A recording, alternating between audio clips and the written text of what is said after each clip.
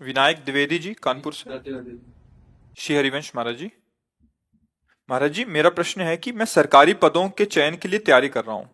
काफी समय से तैयारी में लगा हूँ, लेकिन कभी कभी आत्मविश्वास की कमी और दिमाग में ये संशय आ जाता है कि जो मैं कर रहा हूँ वो सही चयन है या फिर इसमें बदलाव करना चाहिए। महाराज जी, इस परिस्थिति में हम मुझे तो क्या करना चाहिए? हम तो सिर्फ प्रिया प्रीतम भजन भगवत प्राप्ति।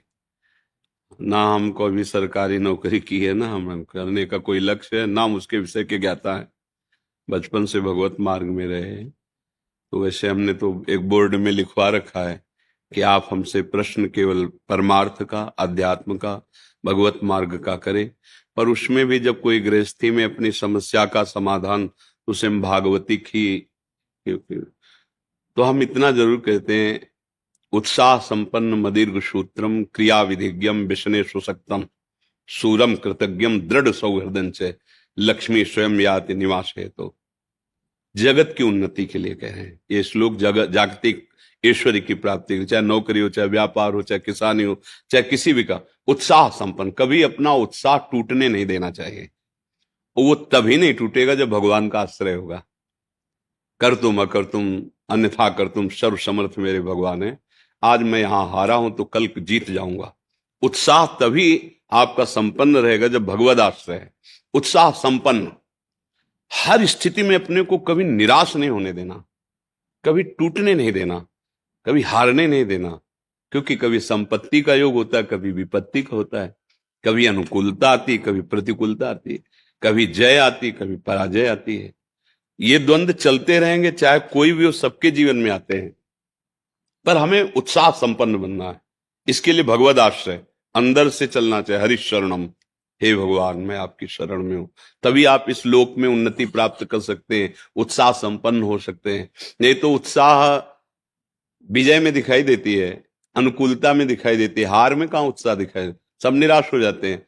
लेकिन वही शूरवीर है जो हार में भी निराशा ना आने दे और किसी भी कार्य को आगे के लिए न टाले, दीर्घ सूत्री न बने। इसलिए मदीर्घ सूत्रम अदीर्घ सूत्री, तत्काल जो कार्य हमें कल करने के लिए दिया गया है, भले संपन्न कल हो, लेकिन चिंतन के द्वारा हम पूरा आज ही कर लेते हैं कि ऐसे से ऐसे ऐसे ऐसे करना है। हम कार्य की सफलता का पूरा अपने दिमाग में बैठा लेते हैं चिंतन के द्वारा।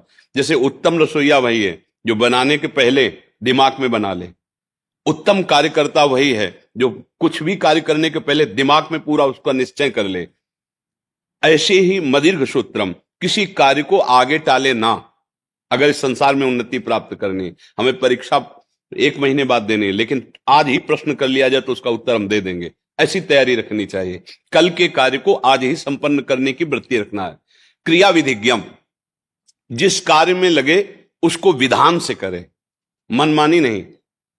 चाहे वो पढ़ाई हो, चाहे वो व्यापार हो, चाहे वो किसानी हो, अलग अलग विधान होते हैं ना। व्यापार का अलग विधान होता है, नौकरी का अलग विधान होता है। अलग अलग जो विधान है, जो सिस्टम है, बिल्कुल ठीक उसके अनुसार आपको ज्ञान होना है। क्रिया विधिज्ञम, और जो कार्य आपको दिया गया है वो एकाग्र होकर करें। व्यसने स्वशक्तम, आपको जो व्यापार है, जो भी कार्य दिया गया, पढ़ाई, जो नौकरी, उसमें आसक्त हो जाइए संसारिक उन्नति के लिए। कि अगर हमें आर्मी में जाना है तो जो कल हमारी परीक्षा होगी उसको हम जानकारी करके पहले आज ही हम उसमें पुष्ट हो जाते हैं। अगर इतने किलोमीटर दौड़ना है तो 1 किलोमीटर और आगे की हम रफ्तार बढ़ा के रखते हैं। इतनी ऊंचाई तो इससे और ऊंचे, इतना अभ्यास। क्रिया विधिज्ञम व्यसने सुशक्तम शूरम, हृदय को सदैव बलवान रखे। हृदय में कभी दुर्बलता, नीचता हमारे हृदय को छू ना जाए। अगर हृदय बलवान रहेगा, आपका संकल्प दृढ़ रहेगा, आपका भाव दृढ़ रहेगा, तो पराजय भी आपकी विजय का हेतु बन जाएगी। शूरम और कृतज्ञम, अगर कोई आपका उपकार करता है तो कभी विश्वासघात न करे, उसका कृतज्ञ रहे। अगर एक बार भी उसने कोई हमें धर्म की शिक्षा दी, हमारे को बचाया, हमारे को वो सत्य मार्ग पर, तो हम सदैव कृतज्ञ रहें। हम ऐसा विश्वासघाती स्वभाव हमारा ना हो। दृढ़ सौहृदय, पूरा परिवार या मित्र मंडली, हम ऐसे आचरण करें कि वो हमें प्यार करे सौहृदय से, कि यार ये तो अपना बंदा इतना विश्वसनीय है कि अगर किसी भी तो इससे धोखा नहीं हो सकता। अगर ऐसे स्वभाव वाला व्यक्ति है तो जो पद चाहे उसे प्राप्त हो सकता है, भगवान का आश्रय और इन लक्षणों का जीवन में, फिर निराशा नहीं, फिर निराशा नहीं होगी। अगर आप अच्छे आचरण नहीं करेंगे, पाप कर्म करेंगे, तो जो बचे हुए सुकृत हैं वो भी नष्ट हो जाएंगे। अगर जो उन्नति का मार्ग है वो भी पतन के मार्ग में बदल जाएगा। ये कर्म भूमि है ना, हम अच्छे कर्म करें, पतन का नंबर आ रहा है, मान लो पाप का नंबर आ रहा है, तो पतन के लिए गिराने की कोशिश करेगा, लेकिन आपका ये नया कर्म आपको बचा लेगा, आपको उठा देगा। भगवद आश्रय और सत्य आचरण करना, कभी भी निराश ना होना, देखो कहीं पराजय नहीं होगी। और ये बात अच्छे से समझ लो कि दिन और रात जरूरी है। दिन ही दिन रहे तो ठीक नहीं, रात ही रात रहे तो ठीक। ऐसे इस सृष्टि में दुख और सुख, जय और पराजय, द्वंद्व चलते रहते हैं, इनमें निराश ना होवे।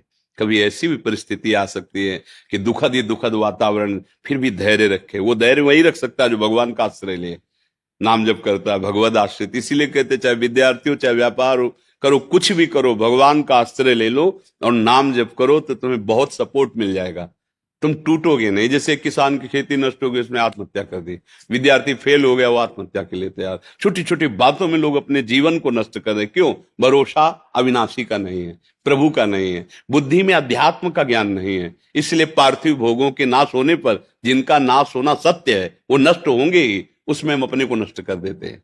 अरे आज फेल हो गए तो हम और पढ़ाई करेंगे, आज हमारा फसल नष्ट हो गई तो अगली बार और पैदा करें। अपने जीवन को नष्ट कर देना उसका कोई हल थोड़ी है। तो इसलिए अच्छे बनो, नाम जप करो, भगवद आश्रित रहो और इन बातों को समझो। हमारा उद्देश्य आप लोगों से बात करना, भगवान का चिंतन, भगवद वार्ता, सत्य मार्ग में चलना है। तो क्या हमें संसार का तो ये ज्ञान है नहीं, क्योंकि हम गए ही नहीं संसार मार्ग में, बचपन से इधर चले। तो हम शास्त्र के अनुसार तो बोल सकते हैं। अब आप किसी ऐसे विषय संसारी, तो हम गए नहीं, हम उसको जानते ही नहीं, तो कैसे उस विषय पर बोले जी।